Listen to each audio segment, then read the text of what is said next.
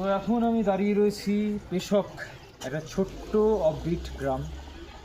আসলে আমরা দার্জিলিং যাওয়ার পথে যেখানে ব্রেকফাস্ট করতে দাঁড়ানোর কথা ছিল সেই জায়গাটাই এটা। এখানকার সত্যি বলতে যে জিনিসটার জন্য এই ভিডিওটা বানানো, এখানকার যে হোমস্টেটা যেখানে আমরা দাঁড়িয়ে টিফিন করছি, সেই হোমস্টেটার ডেকোরেশন এবং এখান থেকে দেখা যে ডাইনিং প্লেসটা আছে সেখান থেকে যে ভিউটা আমরা উপভোগ করছিলাম এতক্ষণ ধরে, সেই ভিউটা।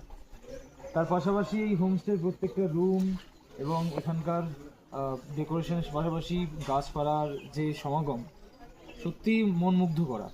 যদি কেউ, বিশেষ করে আমি তো প্ল্যান করেই ফেলেছি যে কোনো সময় যদি আমি ফাঁকা পাই একেবারে বন্ধুদের নিয়ে চলে আসব এই গ্রামে।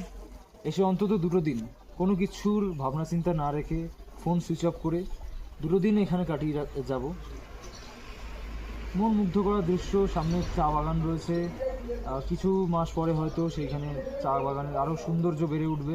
এখন শুকনোর সময়, তো পাতা বেশিরভাগ শুকিয়ে গেছে গাছপালার, আর চারিদিকে পাখির কলরব তো আলাদাই একটা মন মুগ্ধ করা সৌন্দর্য তৈরি করে দিচ্ছে।